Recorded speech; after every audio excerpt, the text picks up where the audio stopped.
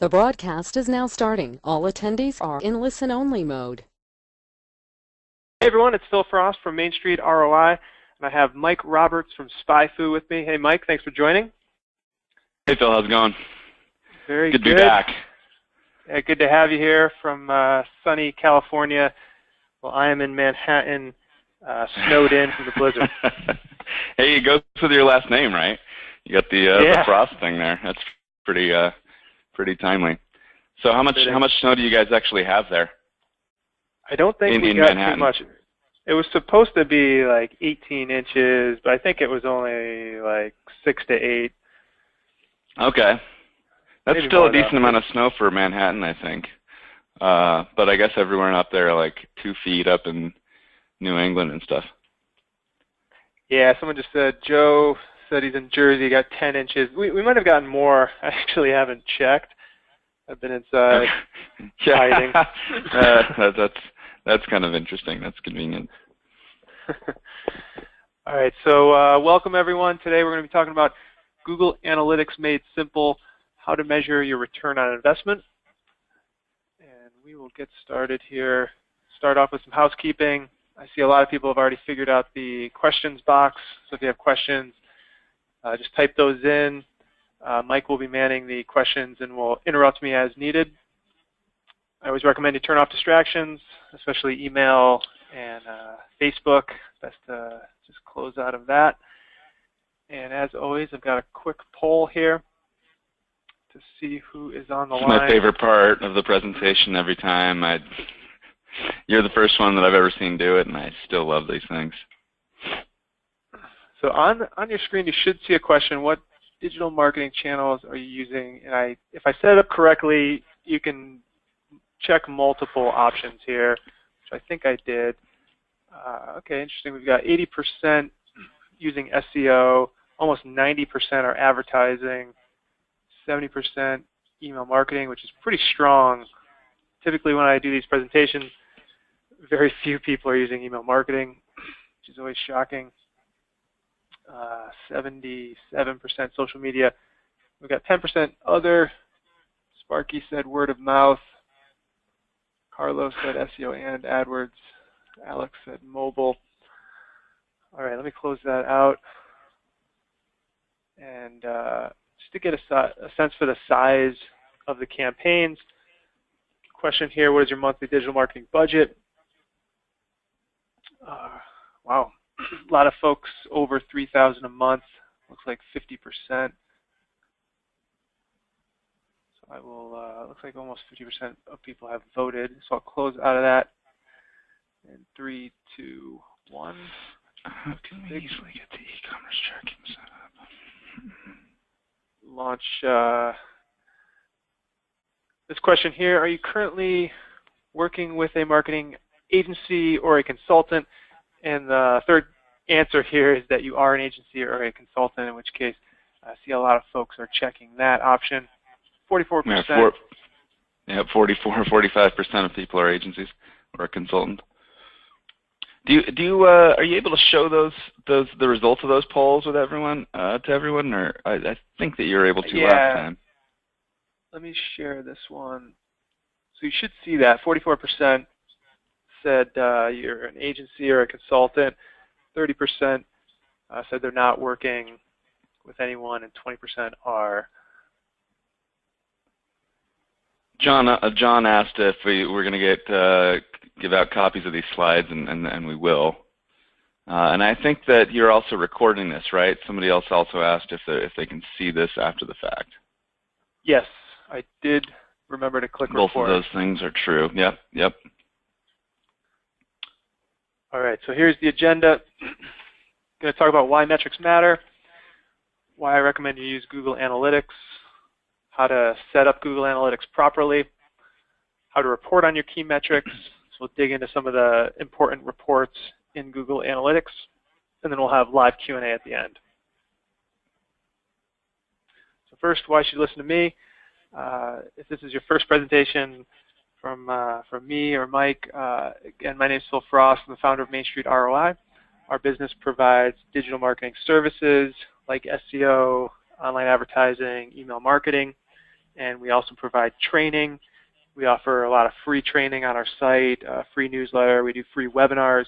And then we also dive a little bit deeper into our paid trainings and in some bigger master classes. And to date, we've helped over 2,000 businesses with their digital marketing. And my thought leadership has been featured in Forbes, Inc., Amex, as well as Mashable. So my favorite slide here. My kids were out yesterday with a snow day. They got back to daycare today. That's Violet on the left. She's just over 4 years old. Got Emmett in the middle. He's going to be 2 years old April 2nd. And my beautiful wife Erin on the right. And that is a old picture, almost exactly a year ago. Took that picture on Emmett's birthday in the Upper West Side, called the West End Hall at the beer garden. Your son's birthday is my birthday. Same birthday. Oh, nice. April 2nd. Yeah, I didn't know that. Yeah, so I'm Mike Roberts. I'm the founder of SpyFu. If you've never heard of SpyFu, you can go to SpyFu now or whenever and type in any website and see every keyword they've ever bought on Google, every organic ranking they've ever had, every ad variation they've ever run. Basic idea is that you can learn from your competitors without having to suffer the same mistakes that they've made. You kind of make them into your unwitting advisor. And so my connection to analytics is very pretty much running my company, but we actually do some really sort of really advanced stuff. Actually, I feel like I'm kind of like I understand Google Analytics on a really deep level. We've had to build our own analytics tools where Google Analytics doesn't, you know, where it falls short. So I kind of know its strengths and weaknesses.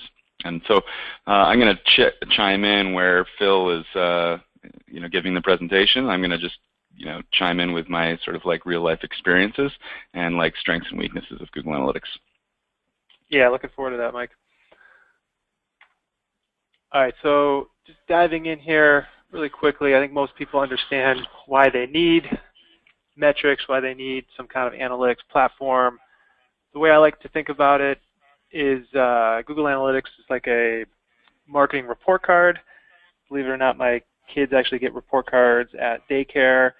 And it's pretty interesting to see that, though, because I can see if they're on track with some of the developmental milestones. If you know, when my daughter was getting potty trained, I would see, you know, how she's doing, if she's on track with her peers.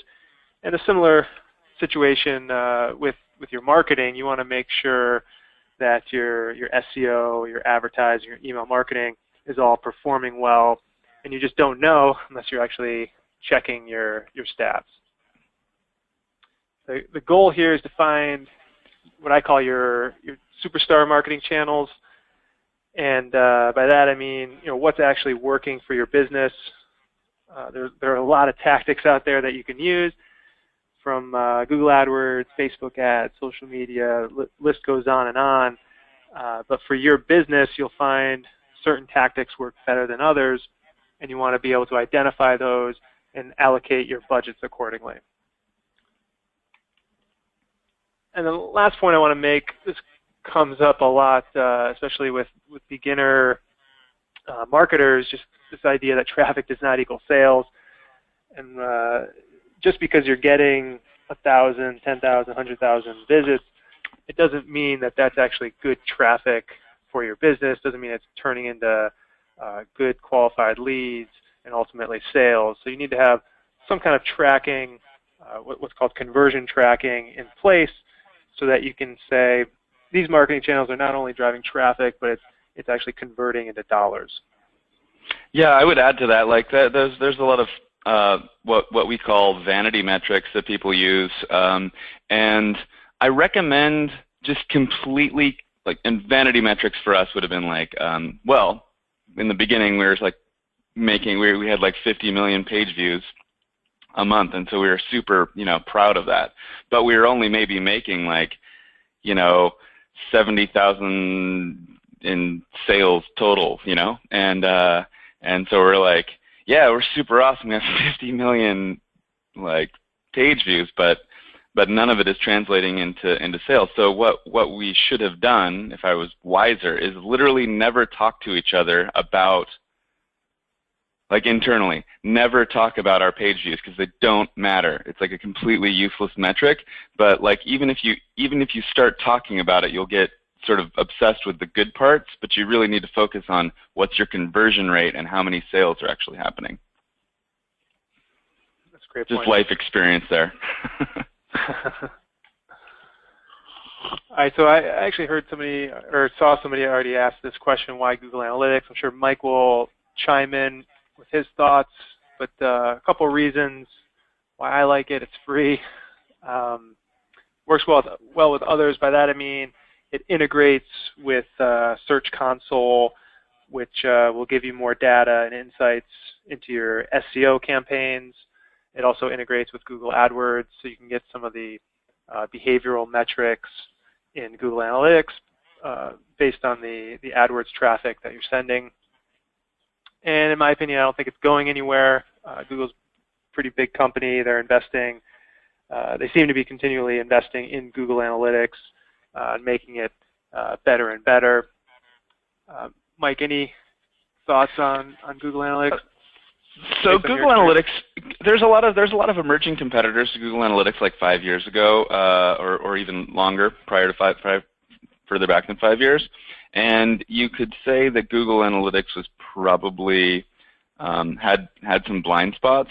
But I think that now Google Analytics is probably the best of breed for anything except for the largest possible website. And there's reasons where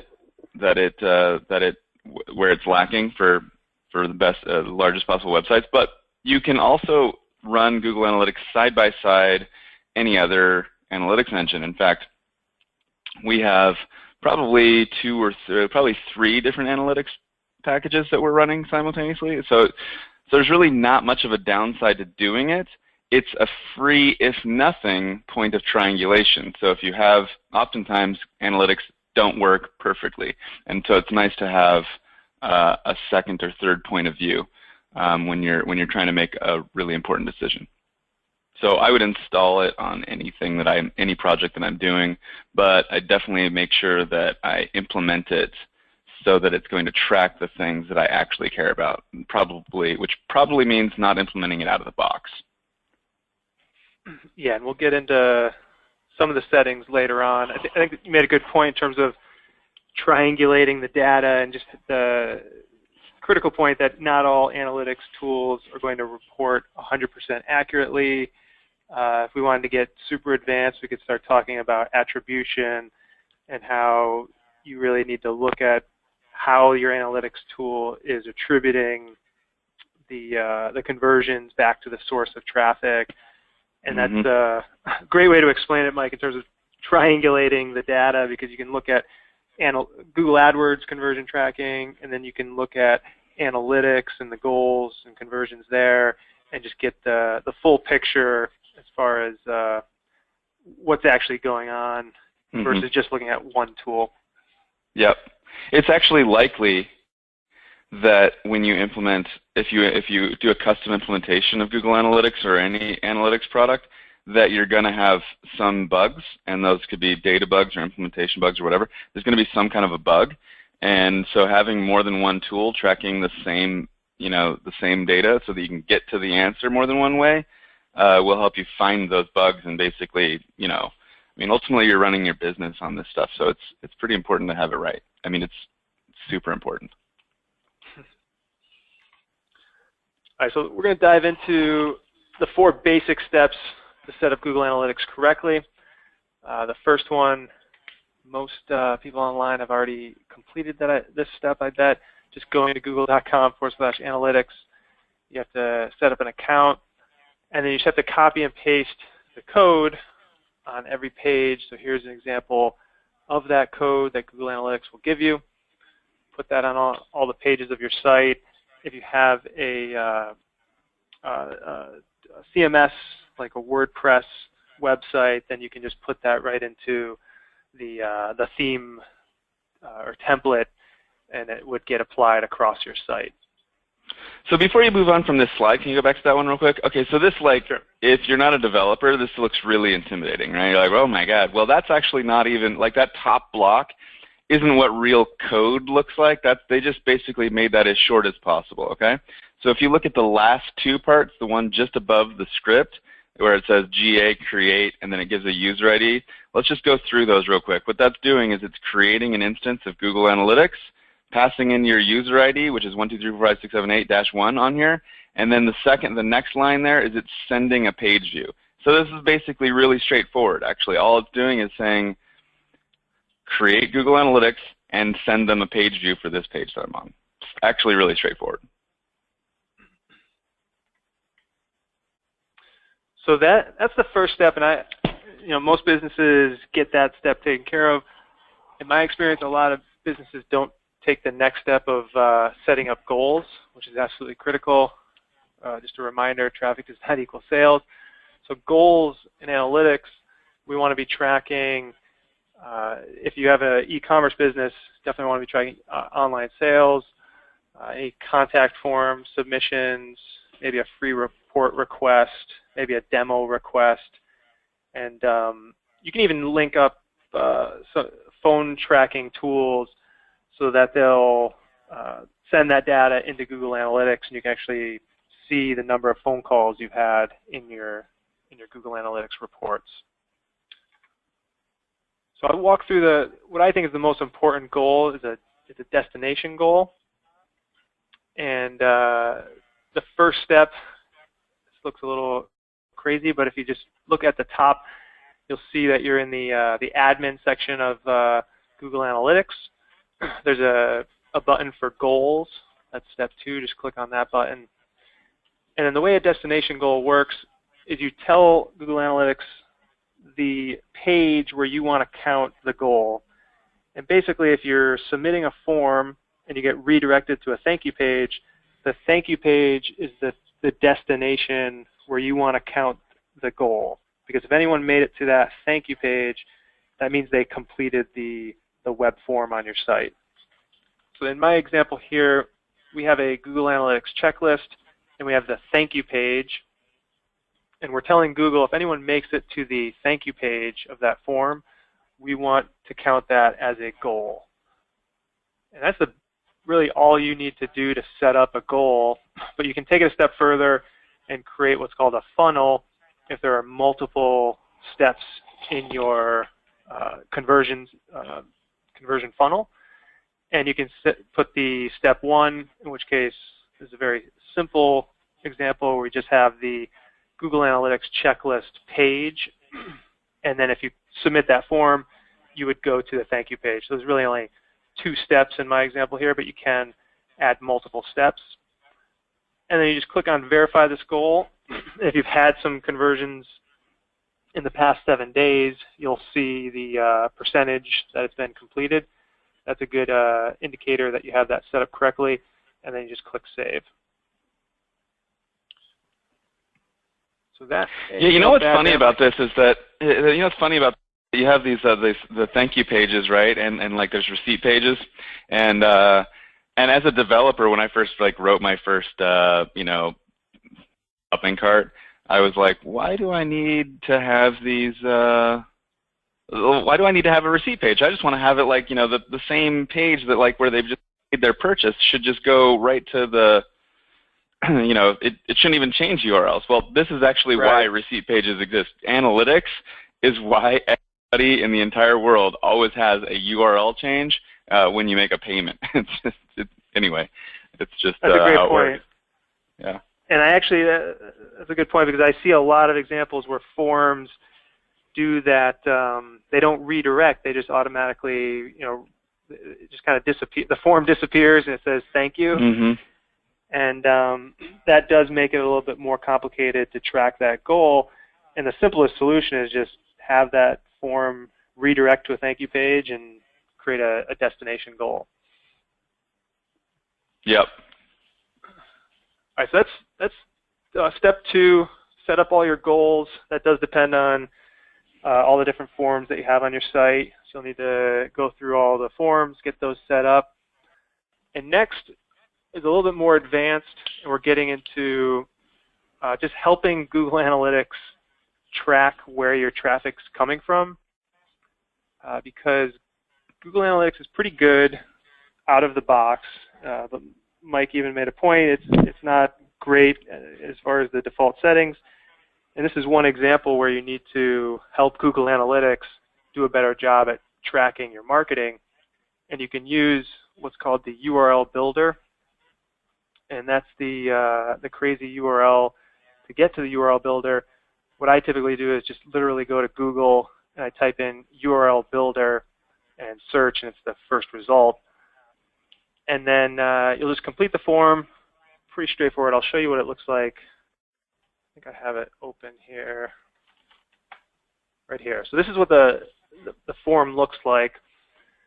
And you just put in the URL. So again, the same example, Google Analytics checklist URL. That's where I'm going to send people. Campaign source is where that traffic's coming from. In this example, I'm saying it's coming from our email newsletter. So I'm saying it's the newsletter. Campaign medium is really the type of traffic. In this case, it's email. If it was Google AdWords traffic, I might use CPC for cost per click. It really doesn't matter what you use. Google will track it and categorize it, whatever words you put in here. And then you can give it a campaign name. And when you scroll down, Google will automatically create this URL, which all it's doing is adding a question mark, and then it's adding these URL parameters, which just explicitly tells Google Analytics this traffic came from the newsletter. It's email traffic, so it's traffic from email, and this is the campaign. And when we get into reporting later, your reports will actually match up with this data. So you can see all of your email traffic, you can see all of your traffic from the newsletter, traffic and conversions, you can see all of your traffic and conversions from this particular campaign. So then you would just use this URL in this case, an email newsletter campaign. That's the URL builder. And again, you're just telling Google Analytics exactly where your traffic is coming from. So I already went through this. You've got the UTM source, UTM medium, and UTM campaign. That's just telling Google Analytics the source of that traffic, the type of the traffic, and it's optional, but you can have the name of a campaign in there, which just helps you better dig into the data at the campaign level. And again, those are going to match in the analytics reports. All right, so step 4, I saw one question related to this, which is how to set up e-commerce tracking. If you have a e-commerce business, I would go as far as say this is critical to get this set up properly. It's going to show you how much money you're generating from your online store, and it will tie that back to the source of that traffic. So you can actually run reports and see how much money you're generating from SEO, from your email, from AdWords search campaigns, Facebook ads, anything else you're running.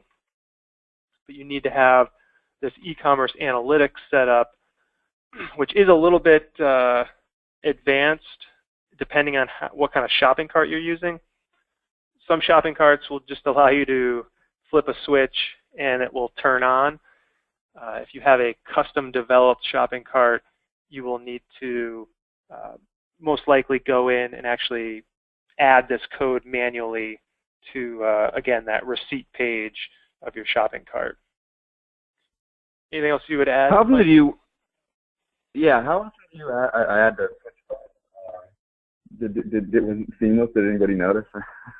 Actually, my headset and my ran out of battery, so I called in with my cell phone. How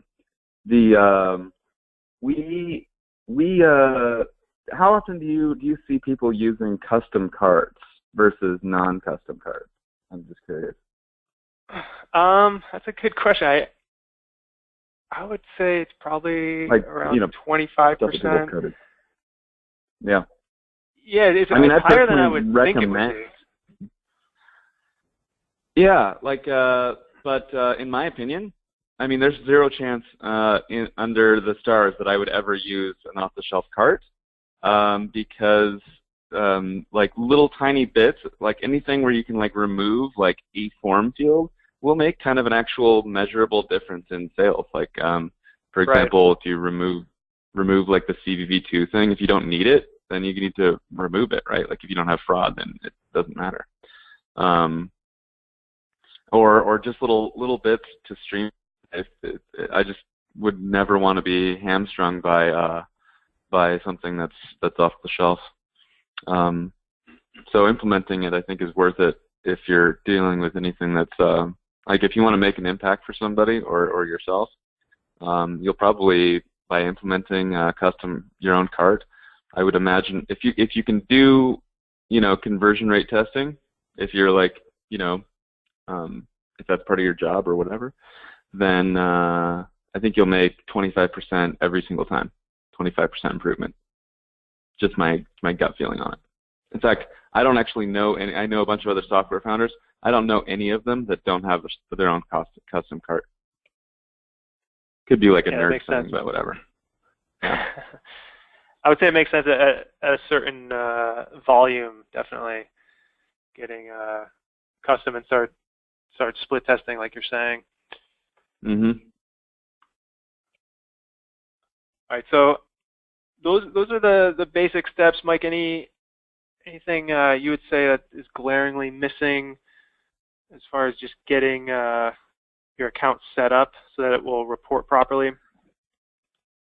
Nothing glaringly missing, but from a strategic perspective, like having implemented, like I've actually implemented our Google Analytics and their analytics packages multiple times because over time I just like learned how to do it better and better, right? And we, you know, also rewrite the site and do a variety of things. But what you want to start with is knowing what drives your business, and sometimes figuring out what drives your business is not what Google Analytics is set up to track. So, but you need to start with that and then work your way backwards in your implementation, right? So don't just implement it and then work your way forward. Figure out what you need to track and then figure out how you can possibly track that and then work backwards on your implementation. It's kind of a general strategic way of approaching your analytics implementation. But make sure that the core things can be tracked. So that may just be your conversions, but make sure that you can track your conversions in the most accurate way possible. And so that might mean making sure that you can implement your e-commerce goals, and as opposed to just the normal like destination goals. But then sacrifice everything else, or spend extra time making sure that those goals get implemented perfectly, because that's the part that's going to matter. Right. Yeah, I can't emphasize that enough. Make sure you hit the goal tracking, step 2 that I mentioned. That's the most critical aspect. Just otherwise, when you look at your reports, Mike mentioned vanity numbers, and you can look at it and say, oh, this marketing channel is sending a lot of traffic, but that doesn't matter. It comes down to what's actually converting. The other thing to think about is there's a lot of sites that are basically single-page applications, right? So they don't. It's not like when every time you click a button or click a link, you're going to a new URL.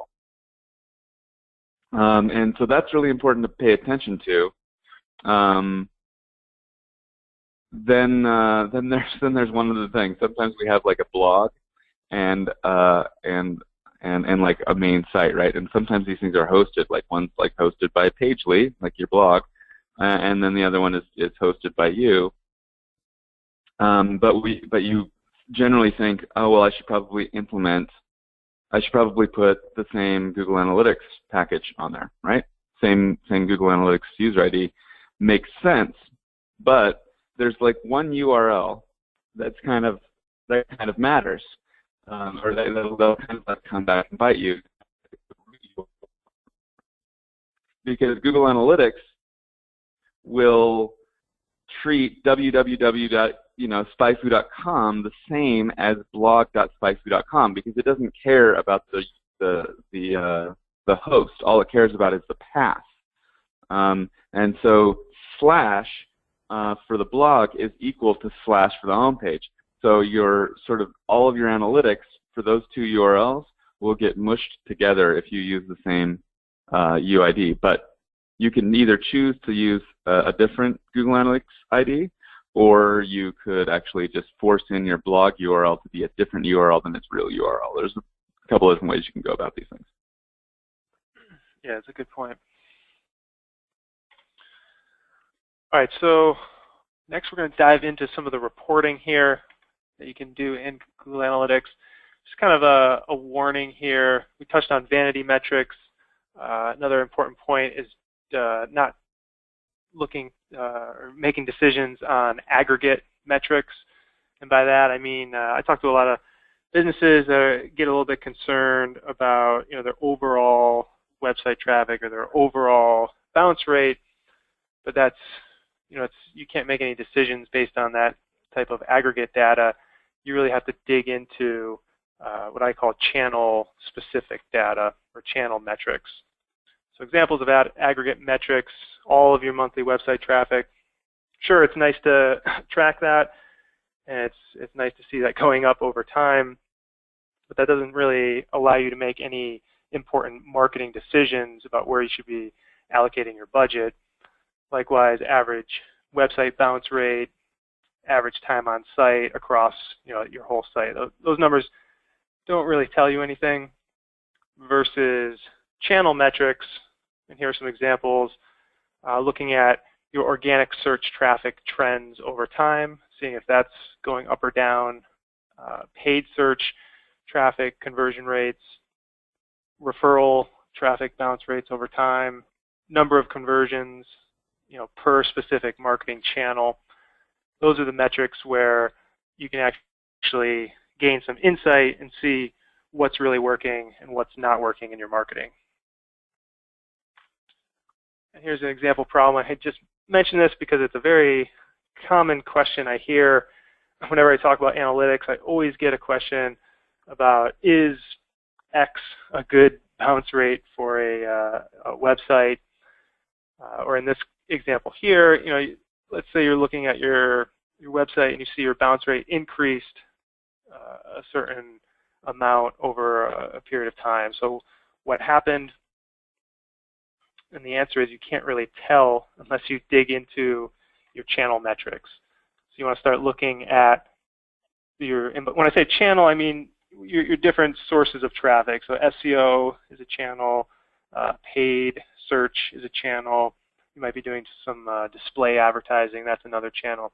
You want to dig into channel-specific metrics and start asking questions about those channels. So did the bounce rate increase for all of the channels across the board? Or you might more realistically see that one channel increased and it's really skewing your data. And within a channel, you can start digging even deeper. Another common issue would be looking at bounce rates across different devices. So in this example, you might find that it was across all the channels, but when you look at bounce rates per device, you start to see, okay, now we have a problem with the mobile website because bounce rates are really high. The mobile site's not working properly. So ultimately, the answer here is to get familiar with the channel reports. And there's really 3 steps we'll walk through. I like to look at the channel report to get a high-level overview of your marketing. I'll show you what that looks like in a minute. You get top marketing channels by traffic, top marketing channels by behavior, and by conversions. We can also review trends in each of the marketing channels, and then I'll take a look at the landing page report as well. So here, one more slide, then we'll get into the report. So why use the channels report? It's an overview of your marketing channels. Already mentioned that. You can find that by going to acquisition and then all traffic and then channels. And we already talked about the URL builder. That's really why it's so important to use the URL builder, because if you don't, a lot of your traffic will get lumped into, let's say, direct traffic, or it might get miscategorized. So here's a screenshot of a channel report. So you can see on the left-hand navigation, you just go to acquisition, all traffic, channels, and then you'll see a table like this. And on the left column, you've got the channel groupings. You can see paid search, referral traffic, email traffic, organic search. Direct is people going directly to the site, but also basically traffic that analytics cannot categorize properly. Then we've got the behavioral stats in the middle. And this is what I meant by just digging into channel-specific bounce rates when I mentioned that earlier. We've got huge differences in bounce rates across the different channels in this example. On the low end with referral traffic, 27% bounce rate. And on the high end, this other advertising category of 88%, which is a pretty high bounce rate. And then we've got the pages per session, so number of pages that people are visiting, and then time on site or average session duration. And then all the way to the right, this is an e-commerce example. So we've got the e-commerce setting for conversions. If you don't have an e-commerce business, then you would just change that drop down to be goals, or you could even pinpoint a specific goal that you want to report on, and that'll show you how many goals, the goal conversion rate, and if you have any revenue data tied to each goal, it'll report on that revenue as well. So main takeaway with this report would be that if you look at the top line, you can see some average, or what I call aggregate data, where bounce rate 46% on average across all the channels. But I already mentioned that that ranges from 27% all the way up to 88%. So huge differences per channel. Similarly, with the e-commerce conversion rate, we've got on the low end here 0.02% all the way up to 1.27%. So if you're just looking at your averages, which is 0.56%, that's really not telling you anything about how your different marketing channels are performing and where you should be allocating your budget. Anything else to add there, Mike? Yeah, one thing that, I always want to make sure, the deeper down you drill into anything like this, you're going to be dealing with smaller and smaller numbers, right? Like if you divide your organic search into, or your referrals into like where the actual source is, you're going to get the same numbers that they're going to give you. They're going to tell you your conversion rate and your bounce rate and stuff, but you may actually be looking at like a raw number of users or visitors that's like too small to be statistically significant. So you always have to pay attention to that. And the other thing is that if you want to get more of those users, you can go further back in time. But when you do, pay attention to, there's like a little thing up at the top of Google Analytics. I wish I could show it to you, but where it shows you how much data it's pulling in, and if you make that go all the way up to the top, slide it all the way to the right, and it's still doing sampling, you should really think about ignoring the data, or don't ignore it. Just go back and back and back in time slices that are big enough, or that are small enough that you don't get any sampling, and then sum those things up. Because when it comes to like percentages, like rates, like conversion rates and stuff, don't ever trust Google's the numbers that it's telling you when it's doing sampling. You can trust the raw numbers more or less, like here's the real, like how many visitors, in sampling, but when it comes to the percents, it'll throw off your decisions. It's bad data. Have you experienced that? Great point. Yeah, I have seen that.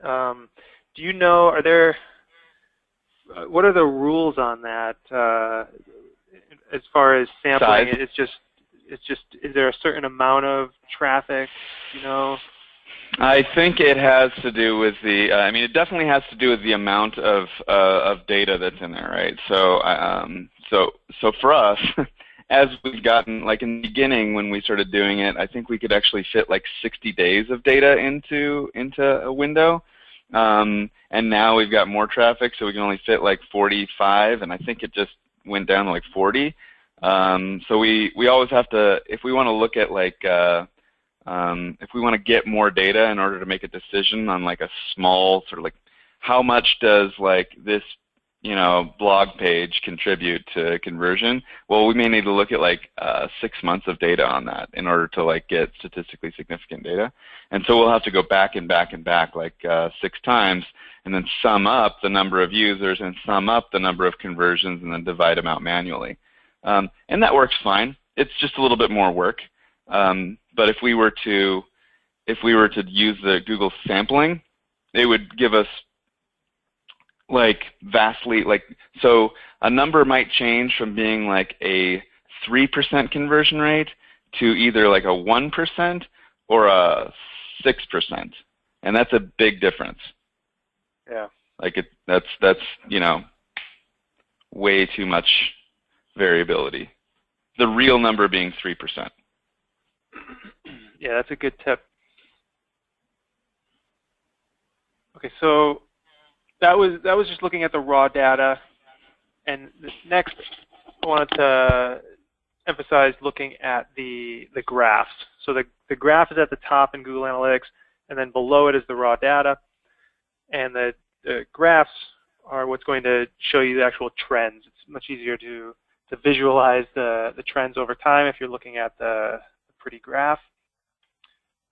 Again, it's the same report, acquisition, all traffic channels, and then you click on a specific channel and you can see the trends of that particular channel over the time frame you're looking at. And you can now also compare 2 metrics and have Google plot 2 metrics in that graph. So here's an example. This is just, again, looking at the channels report, but then clicking on paid search. And then I'm plotting here sessions or visits versus the e-commerce conversion rate. And you should see a problem right around January, where we've got the traffic going up and the conversion rates plummeting. So this is a good illustration of where you can spot potential issues. And then you would obviously want to go back and figure out, what changed during that time frame.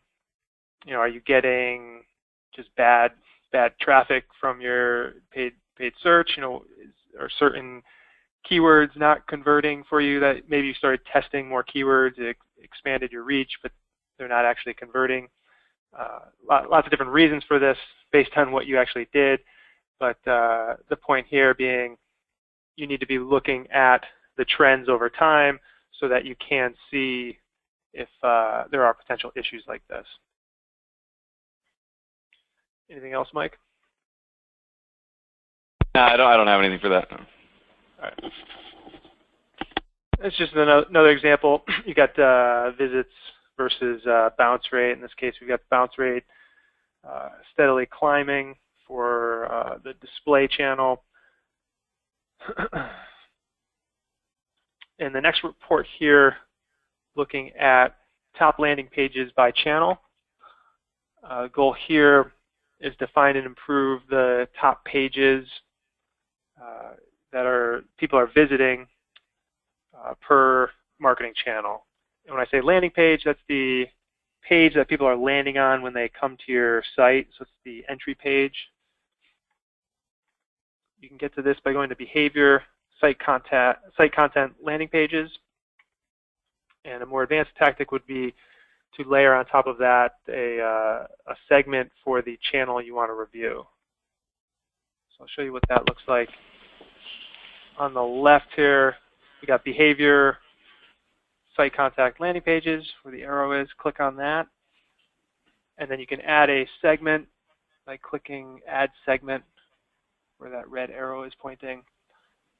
And in this example, I'm just adding organic traffic and paid traffic as two segments. And what analytics will do, it will break out the data based on the segments that you want to display.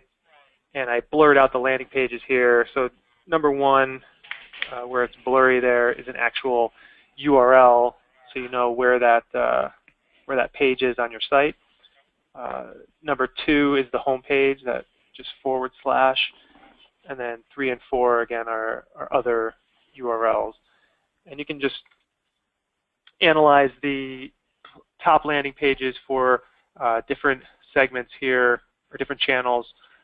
You got the basic sessions, percentage of new sessions and new users. You got the behavior stats in the middle, and again the conversions on the right. You can get all that data per landing page for each of your channels that you want to display. I'll add that advanced segmentation is, in my view, the most important advancement that Google Analytics has made, like possibly ever. And the reason that I love it so much is the ability it's for sequenced segments. So you can actually say, I want to see users that have viewed like my blog page, and then viewed my home page, and then purchased, or you can basically define any sequence of events. It used to be that you couldn't do that. You'd have to set those things up in terms of like a goal in advance, and the ability to do this stuff after the fact, I think actually just blew away the industry. It was because you used to, at least in my space, we would use some custom analytics packages that were based on like user behaviors. So like it's like, well, what happens if somebody uses like, I don't know, like the backlinks portion of SpyFu? Is somebody that uses the backlinks portion of SpyFu more likely to convert than somebody that uses ad history, right? And so in order to figure that stuff out, because we know that people would actually use those things after they buy, but we want to make sure that we understand whether or not those tools, the marketing for those tools potentially, are actually influencing people to buy, and that that allows us to double down on certain things and not double down on other things, and so they introduced that feature honestly a while ago. So, but it's like one of those things that's so advanced that most people have never heard of it. But it's when you're ready for it, when you're ready for basically figuring out, okay, if this happens first and then this happens, what's my conversion rate versus if it happens out of order, then it's there for you. It's a game changer. It's huge. Yeah, that's awesome. All right, so quick recap here. I know we've got a lot of questions. We'll get to live Q&A. We talked about adding the code to every page. That's straightforward. Making sure you get conversion tracking set up. That's absolutely critical. If you don't have that, then you're left with just vanity metrics. We talked about using the URL builder so that you're tracking all of your different marketing channels. This is especially important for email marketing and any type of advertising you're doing. You want to make sure you add those URL parameters. Make sure you get set up with e-commerce analytics if you have an e-commerce business. We talked about reviewing the channels report, reviewing trends in each of your channels to spot problems, reviewing your top landing page performance, And before we get to the live Q&A, we do have special offers for attendees. And the first offer here is from us, 3 step-by-step 90-minute video training courses. Got the complete SEO tune-up, which is sold on our site for $97. How to set up a profitable AdWords campaign, which again, sold for $97 on our site. Go to the training page of our site to see that. Step-by-step Google Analytics setup and reporting, which is a deeper dive into how to get everything set up like we talked about today. Again, the total value here is $291. You can get all 3 of those courses for just $97. So it's basically buy one and get 2 additional free. And you get that at mainstreetroi.com/marketing bundle. Sweet. Mike, I know you've got a special here as well. That's right, 20% off lifetime discount. I believe that this is, I'm not sure if this is set up for all plans, meaning, can you do the, the basic plan or the pro plan. If you can't, or if it doesn't somehow work on like the pro version, you can just hop on live chat and it's up. Like Cedra is listening to me, so it's on basic and pro, so it's on everything.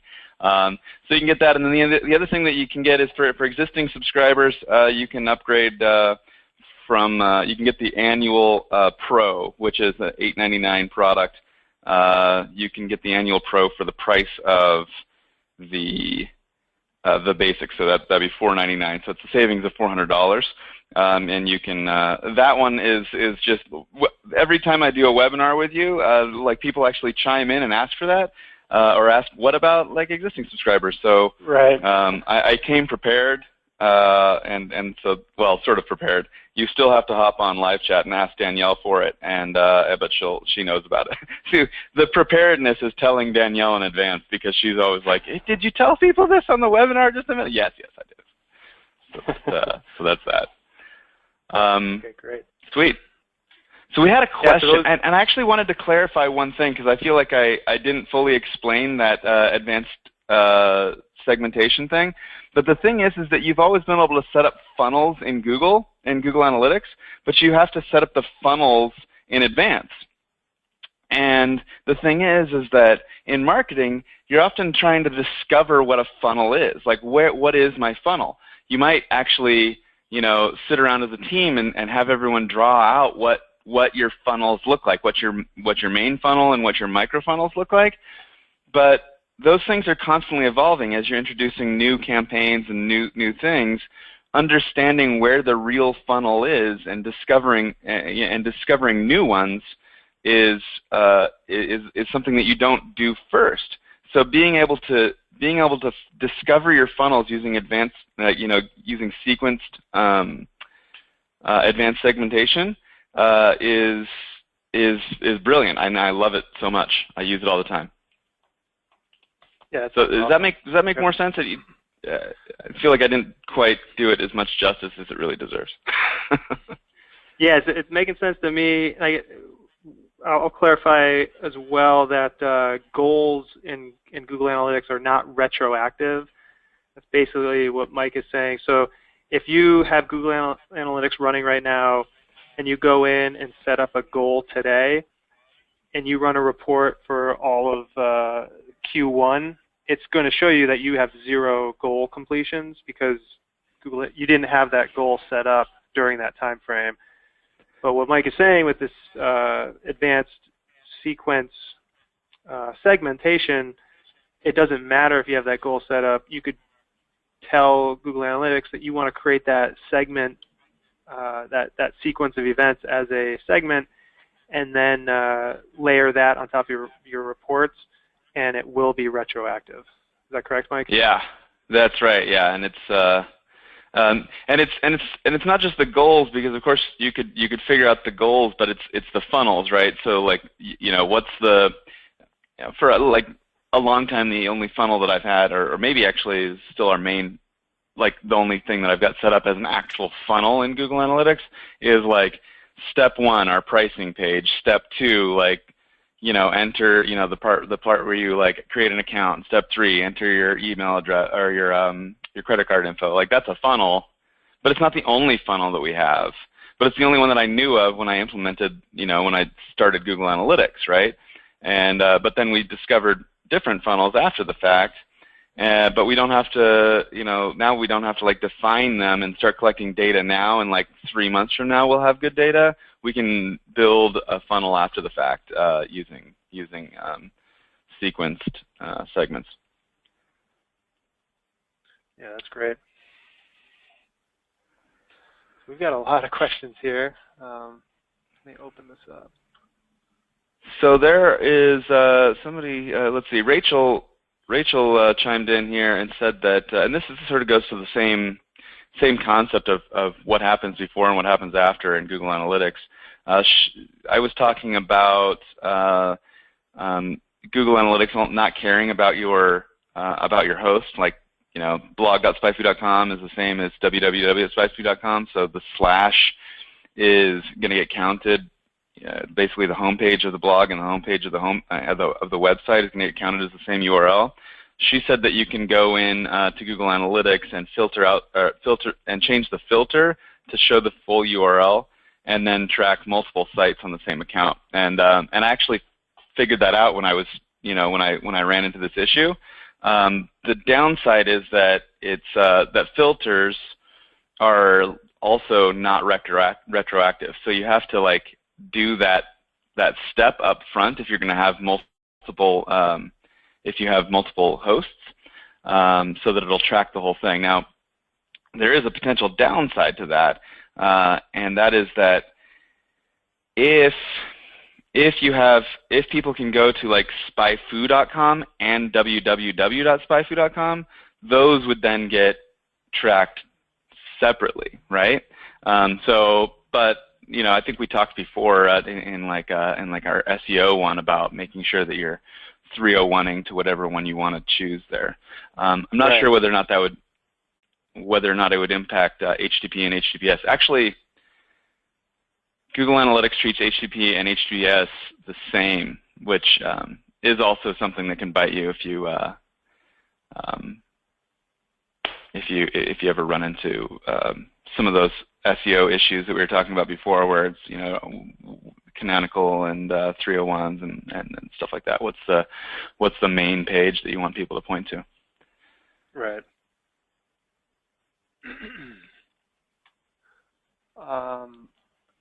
I'm just at the bottom of the list and saw Scott ask about the classes. I do want to clarify that those are video. So we do monthly live trainings.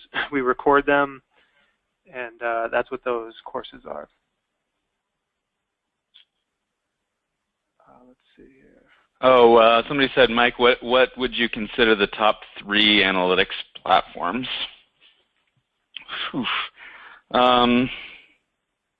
It really depends. The ones that I use are GA. I don't know whether or not you would consider a CRO platform, like so for conversion rate optimization, an analytics package, but I'm going to mention it because I think that VWO, Visual Website Optimizer, is one of the best tools that I've ever used, and I want everybody in the entire world to use it because I think it creates more value than almost anything that I use. I use it all the time for split testing. And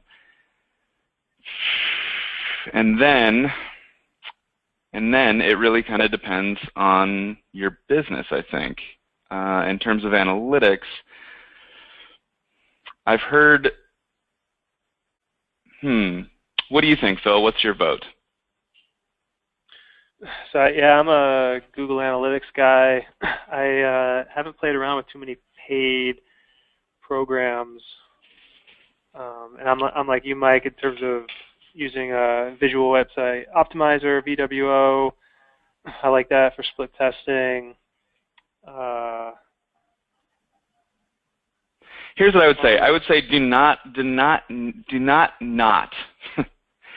use your log files because everything else, like, so you need to like store your log files in like a SQL database forever, or at least for like the last several months. And the reason is that at some point there's going to be some answer that if you had there's going to be some question that if you had the answer to it, you would pay $1 million right now. Like, you may not have $1 million, but you know for sure that if you had it, it would make you, if you had the right answer, you could make $1 million. And so oftentimes the only way to get that answer is to like have your user database and have a bunch of different random, you know, tools, and you're going to have to pull them all together, and it's going to be a custom thing, and it's really like you're only going to need to have this thing answered once, or maybe you want to answer it frequently, but ultimately there's no replacement for actually having your log files for every page load. I recommend tracking those because at some point you're going to need them. Now, there's places where you can store those things. Actually, a bunch of them where you can basically mine your own log files, and I can't. None of them, you know, are at the top of my head because I just store them in our own databases and then query them on a regular basis. For things like seeking out whether or not page load speed impacts how much money is a second worth in page load speed. That's really important. That's been transformational for us. Like, I found out that every time I increase our page load speed by 1 second, it's worth $100,000 a month to us. Like, shit, that's like fundamentally useful. And the only way that I could figure that out, well, I actually figured it out like roughly gut checking it in Google Analytics, but then I proved it using our log files. Yeah, so I'll clarify because it might not be clear the difference. So log files is actually on your server. That's kind of the raw data, whereas Google Analytics is tracking using JavaScript. So it's only tracking if the browser loads the code.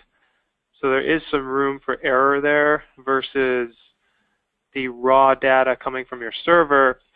That's 100% accurate versus Google Analytics, which requires a browser to load and fire the code. And because of that, there can be discrepancies across Google Analytics and your raw server files. Do you think that clarified it, Mike? Yeah, and it's a bit of an investment in the future, and you kind of got to just trust. It doesn't cost you too much to store these things, but you got to trust me that you'll eventually need this answer, and the only place you're going to be able to get it easily, like you could try and pull down. See, the thing is that once you send up the Google Analytics data, you really kind of can't get it back in anything close to raw form, right? And so you're not, and Google Analytics really doesn't want you to track anything by user. It just, like, they're like, don't send us anything user identifiable or whatever. I mean, you kind of can, but you'd be like breaking the TOS or whatever. I mean, they don't want you to, but I guess, you know, probably everybody does. Yeah.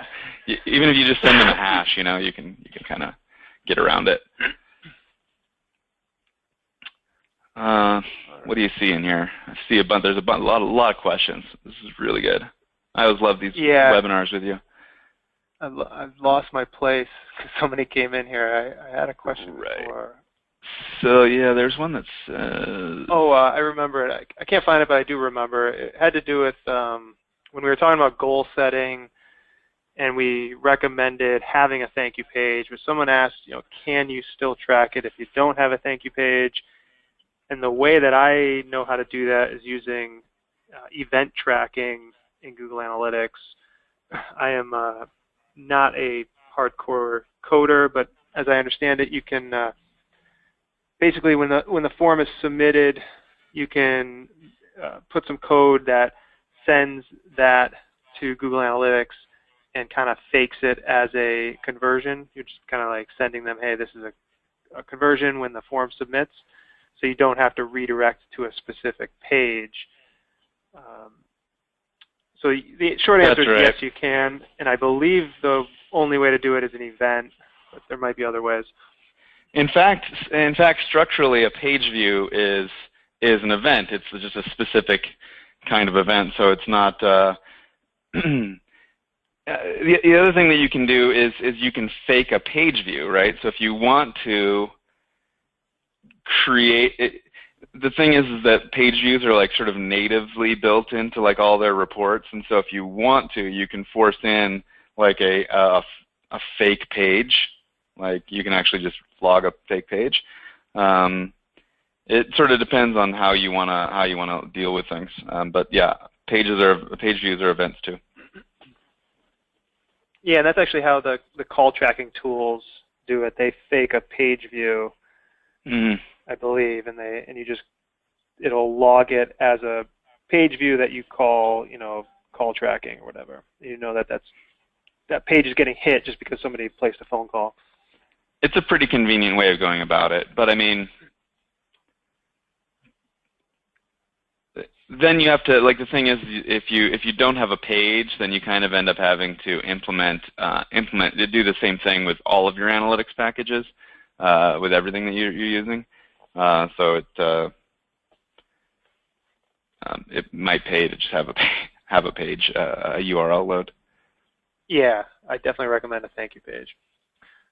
Oh, here's somebody that asks kind of a straightforward question. Hello, how do you avoid, we don't actually know the name of this person. It says an HTML5 viewer user. How do you avoid robots traffic in GA reports? Well, that's pretty straightforward because Google just sort of avoids that stuff in general, or it filters that stuff out, unless it's like some kind of like, random robot that you're not, that Google isn't aware of. But if it's somebody that's reporting themselves as, Google bot or Bing bot or whatever, it's going to be filtered out automatically. Yeah, there's even a checkbox in the settings. I forget exactly where, but you can check a box that says block all known bots from your reports. So Tabitha asked this question. Hi Phil and Mike, thanks for sharing. I have a question. When I'm looking at my acquisition arrow channels, there's one channel named Other. After I click to expand, it has email, Bing, Google in it. Why is it shown as Other? Do you know that one? That's a good question. I've seen that where it was Other advertising, and that was basically traffic that had a medium attached to it but didn't have a source. Mm-hmm.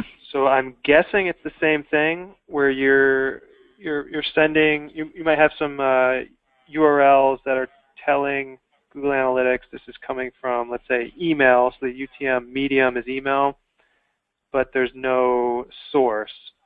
And the way Analytics likes to do it is they like to match up the source and the medium. There's actually a report called source medium, and you might have, in my example, newsletter source and email medium, and then Analytics should roll that into the email channel versus the other channel.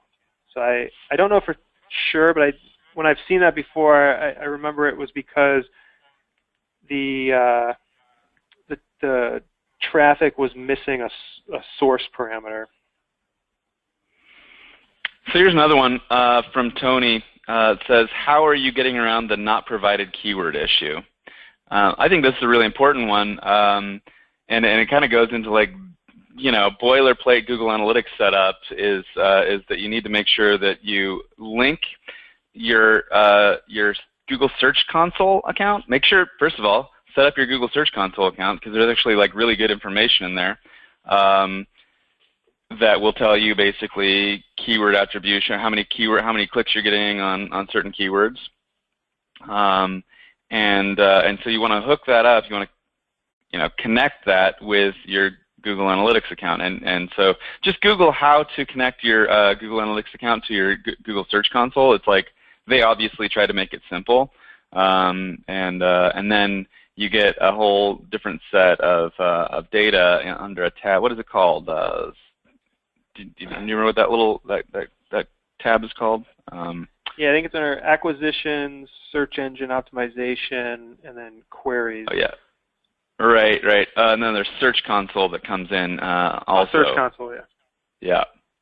Yeah. It's so that's like step one. Make sure you do that right away. Actually, that's the first step of setting up Google Analytics account, or maybe steps after what Phil says, but it's pretty important. Yeah, and you can even, I didn't touch on linking up Google AdWords, but if you're doing any type of AdWords advertising, I would recommend linking that up as well. And the difference there is with Google AdWords, you'll see conversions, but you don't know really what that traffic's doing on your site. But if you link it up with analytics, you can start digging in and seeing, okay, they clicked on an ad, went to your landing page, and then they started going to other pages. You can get that bigger picture view. So Callie asks, when you say add GA to every page, do you mean every individual page, including each blog post? We have a company page and a blog that is part of the main domain. Would I want to add GA to all the pages and posts? I'll let you go ahead and answer that one. That's right. Yeah. Yes. But it's not like you actually have to go in and touch every page, right? Most things these days are template, sort of templated, or like, you don't actually have to add it into every HTML. You basically are putting it in like the header and the footer or something like this. Oh, right. Yeah. When you're blogging, you don't have to. When you create a new blog, you don't have to go and copy the code into your blog. The code should be in the blog template file, and then whenever you create a blog, it'll just automatically be on that page. Mm-hmm.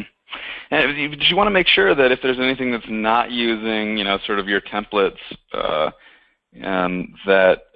for you would end up having to, Callie, you would end up having to probably implement it on your main site, like where your home page is, and on your blog. So you'd have to implement it there, paste in the code there, and probably into your blog someplace, depending on what the hosting is.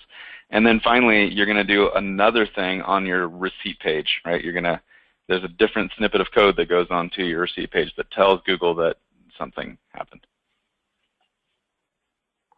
like a commerce event or whatever. Right.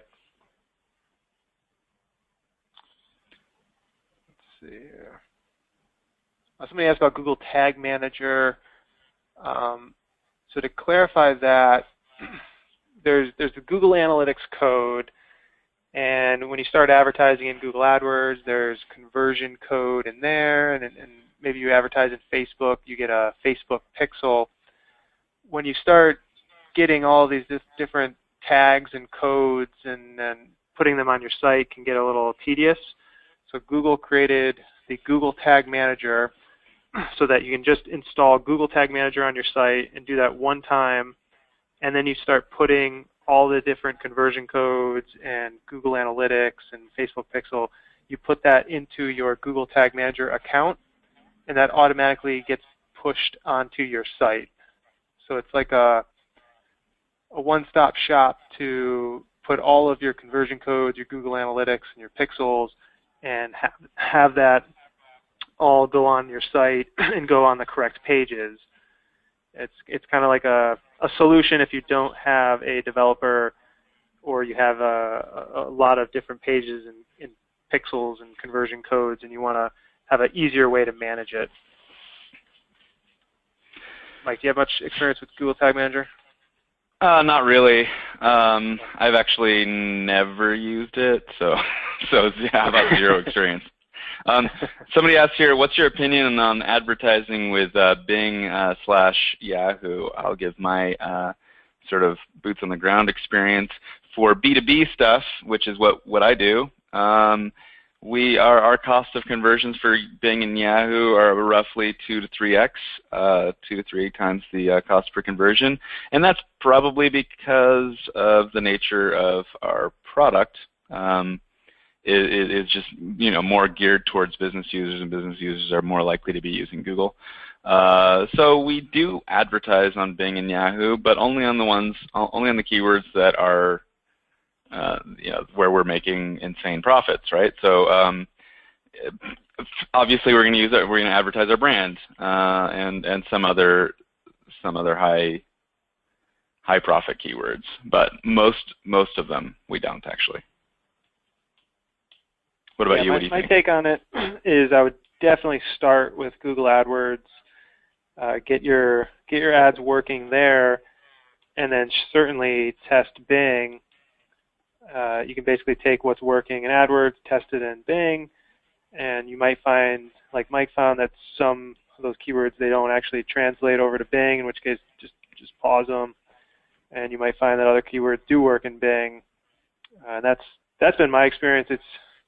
It's obviously very similar to Google AdWords, but you can't just treat it the same and do exactly what you're doing in AdWords over on Bing. You're going to see different results, and you'll just have to optimize them separately. Mm-hmm. It's similar to the Google Search and then Google Search Partners, like that AdWords setting. Like Search Partners is similar results to Bing and Yahoo.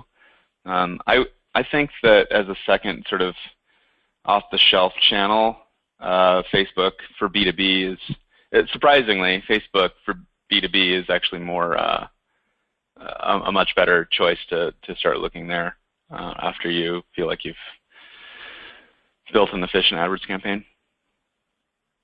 Yep. I'd definitely start with Google first before Facebook, but Facebook is a good number 2. Yeah, it's generally my recommendation as well. I try to steer people towards AdWords first. I mean, you can get your ads in front of people literally searching for what you're offering. Kind of hard to beat that. Jose asked, sweet. So if I'm a current customer, I can save $400, and so I want to make sure that I answer his question. That is correct. If you have an existing basic subscription or if you have a pro subscription to SpyFu, you can upgrade to the annual for $4.99 instead of $8.99. Just hop on live chat and ask Danielle for that. You got to do it, now because otherwise, it's literally you have to talk to Danielle, and she's manning live chat, so she'll and she's just a door away, so she'll do that for you. Sorry about that. That's all right. Let's see. So, Mike, I don't know if you have much experience with apps. There was a question with implementing Google Analytics on apps. Personally, I don't have experience with that. Yeah, I have not actually implemented Google Analytics on an app, but Google Analytics Universal, so it's like the new version of Google Analytics, handles. I mean, you could literally make it work with anything that can make a URL request. Like you could do a Raspberry Pi project that actually has instrumentation that you can track in Google Analytics. So it's not just apps; it's anything that can actually send a URL request. So, and then they've got certain a whole set of things set up for apps. But what's the specific? Is there a specific question on it, or just can it be done, or what? Or how would you implement GA differently if you were tracking conversions in an app instead of on a website?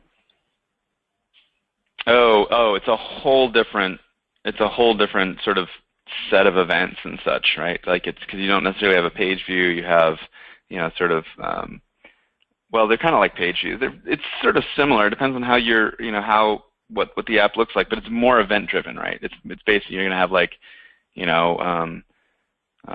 your goals are going to be. I'm just thinking of the type of app, like, are you going to make purchases inside the app, or do you have like certain areas where you want the person to reach? I'm thinking of like a game, and the game has a sequence as opposed to a website doesn't have necessarily a structure like that. So it's kind of fundamentally different. But only starting at the top level. You think about it like, what's the structure of the game? Is it truly just sequential? Like, is it kind of like a video in a way, like where people reach a certain point? How far are they reaching? How far are they getting into it? What's their engagement? Or is it like an app, like something that's like you go to a trade show and they've got those little apps that you use to like connect with other people or find out where sessions are. So it's there's more variety in apps, I think. Well, kind of. Anyway, it works, but it's a fundamentally different approach, I think. And I'll answer Danny's question. He says he is a e-commerce business looking for a marketing company to handle these kinds of stuff for us. Can you give me a few companies that you would recommend? And I would certainly recommend reaching out to us, Danny. On your screen, you should see our website, mainstreetroi.com, and then our email address and phone number. Feel free to reach out.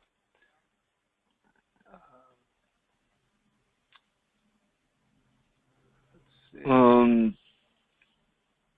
the old code and the new, blah, blah, blah, blah.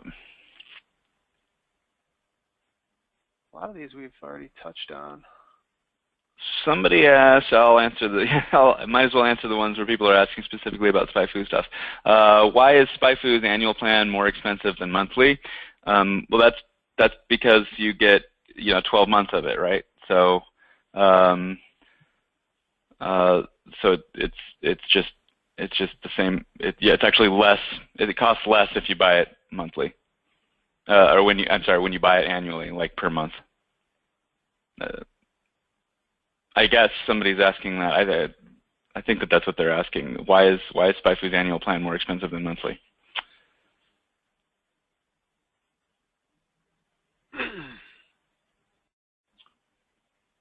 Yeah, it looks like a lot of questions. And it looks like somebody is chatting in our webinar, but I think, Mike, to take advantage of your offer, they have to go to spyfu.com, correct? And then use the chat on your site? Yep. And let's see, somebody actually said, FYI, my employer has a pro account because I recommend SpyFu, and I just talked to Danielle about saving $400, but I too would sign up with my own personal account if it was $4.99 a year. Any chance getting a special deal since I also brought my own employer into the fold? Matthew, just hop on with Danielle and ask her that question specifically, and then after the fact, I'll talk to you about. I don't understand exactly what you're asking for, but we'll work something out with you. Oh, and somebody also is here asking. Okay, so right, people are asking on this chat right here, asking to talk to Danielle. Yeah, you do need to go to the SpyFu site. So you're saying, hi Danielle, can I get the discount on my SpyFu? Go to SpyFu and click on our live chat button, and Danielle is manning that, not this chat. This is just me and Phil on here, and we'll try to get you taken care of. But sometimes this chat like just disappears when it ends for me. So hopefully that makes sense. Tim and Dustin. Here's another question from Jennifer. Do you need these UTM codes for AdWords campaigns? It seems like analytics keeps track of those pretty well. So in AdWords, there's a checkbox in your little admin area or My Account Settings area, and it says to auto tag your URLs. And if you check that, that will automatically add what's called a GCLID code, and that will feed all of the information. And you don't need to manually put UTM codes if you check that box to automatically link your ads, or automatically track your ads. I forget the language they use there. And then what you do, you also want to link up your AdWords and analytics accounts, and that will also ensure the data is getting transferred properly. Let's see here. And then Kristen said, so you can implement the URL builder link to any email campaign.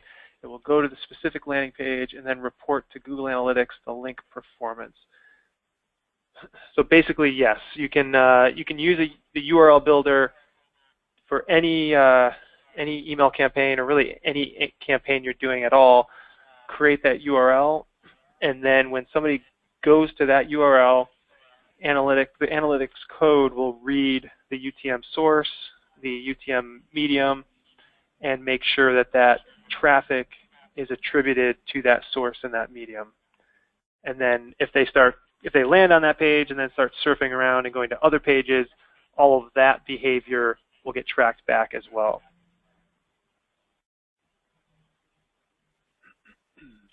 Trying to answer questions in here while we have it up.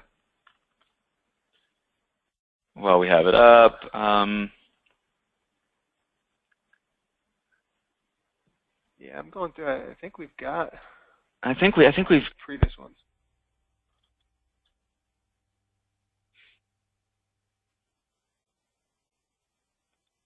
Mike, I think we might have lost you. I've had my cell phone dialed in and my headset going for the entire time, and my headset just ran out of batteries again.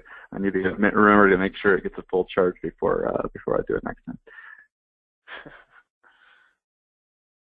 Yeah, let's so what do you think? We got all the questions.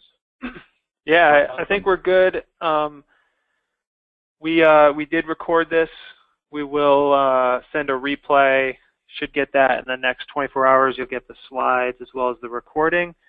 If you have any questions for me, feel free to email info@mainstreetroi.com. You got the phone number there on the screen. You've got the 2 URLs if you want to grab the marketing bundle offer. Again, you're getting 3 courses for the price of 1. And then we've got the SpyFu offer at bit.ly/20SpyFu. When we do close this out, there'll be a brief survey, and I'd appreciate if you fill that out and send us your feedback. So, Mike, cool. I really appreciate you taking the line. Oh, it's always great. I love this audience, and it's always a great time with you. I wanted to mention one thing. If anybody's having any trouble with that link, I think I saw. I'm just trying to scan through. There's like, what do you think here? Literally, maybe a couple hundred questions. Just trying to scan through. If anybody's having any trouble, just go ahead and have a chat with Danielle, and she'll get it figured out with you, figured out for you. Yeah, again, a great show. I always love being on with you. Yeah, looking forward to doing this again sometime. All right, man. Enjoy the weather, Mike. Yeah, all right. Take it easy. Take care. Bye.